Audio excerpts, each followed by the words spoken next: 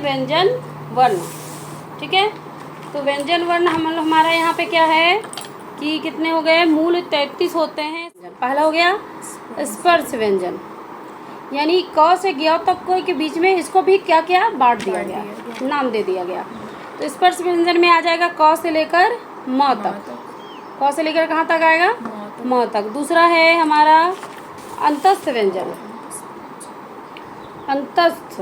ठीक है, अंतस्थ व्यंजन में हमारा आ गया य र ल व, है ना। क से लेकर म तक हो गया, म के बाद य र ल व चाटू जो आता है वो अंतस्थ में आ गया। तीसरा में ऊष्म व्यंजन। अच्छा, इसे बांटा क्यों गया, सीधा व्यंजन क्यों नहीं बोल दिया गया, इसके पीछे भी रीज़न है कि कौन सा उच्चारण कहाँ से होता है उस हिसाब से बांट दिया गया।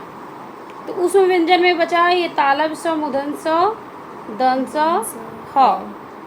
अब अक्षत्र गया जो बचा उसको कहा दिया गया संयुक्त व्यंजन। क्या बोला गया, उस दिन पढ़ाए हैं हम लोग को, अक्षत्र ज्ञ श, ये 4 है संयुक्त व्यंजन।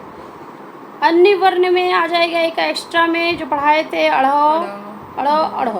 ठीक है, तो ये सारे क्या है हमारे व्यंजन। क्या है, स्पर्श व्यंजन है जो कि जिन वर्णों का उच्चारण स्थान हवा, कंठ, तालु यानी पूरा मुंह का यूज होगा उसको कहेंगे स्पर्श व्यंजन। स्पर्श यानी टच कर रहा है, मुंह के हर एक पार्ट को क्या कर रहा है, टच कर रहा है। इसमें 5 वर्ग होगा।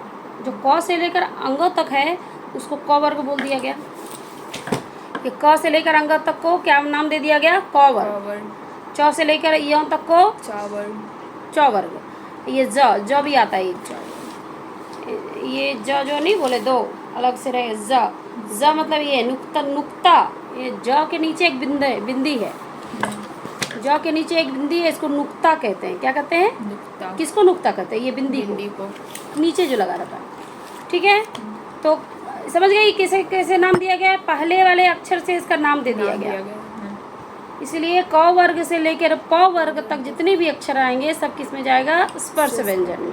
किस में जाएगा, स्पर्श व्यंजन। हाँ, ये सारे व्यंजन असहित लिखे हुए हैं और रहित दिखाने के लिए हलंत का प्रयोग किया जाएगा। ये सारे असहित हैं और छिपा हुआ है इसमें, इसीलिए लिखा हुआ। अगर हमको और हटाना है, कहीं कहीं लिखा रहता है बिना ऐसे वाला लिखा रहेगा कहीं किसी बुक में। ठीक है, ये सब समझ गए हम लोग। तो स्पर्श व्यंजन में क से लेकर म तक हमारा चला गया। अंतस्थ व्यंजन में इसका उच्चारण स्थान क्या है, अंतस्थ। अंतस्थ का मतलब हो गया अंदर की तरफ। जीभ पूरी तरह से मुख के किसी भाग को टच नहीं छूती, जीभ से निकल जाता है या, जीभ कहीं नहीं टच कर रहा है। ठीक है, य र ल व। ठीक है, मुख पूरी तरह से मुख के किसी भाग को नहीं छूती है, वे अंतस्थ व्यंजन कहलाते हैं। ये 4 हैं। उष्म मतलब होता है उष्मा यानी हीट यानी गर्मी। जब मुंह से हवा के साथ संपर्क करके हवा हल्का सा गर्मी पैदा करती है, जैसे कि श, हल्का सा हवा निकलेगा, श गर्माहट आता है, श श श ह।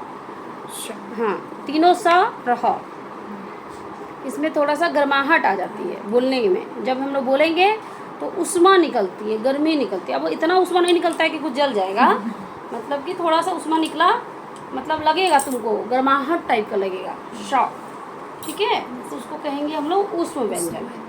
समझ गए। तो ये सब प्रकार क्यों बांटा गया, क्योंकि हर एक व्यंजन का उच्चारण स्थान जो है मुंह के अंदर ही अलग अलग जगहों से है, इसीलिए उसको बांट दिया गया।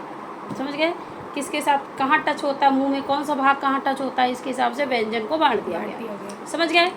चलिए।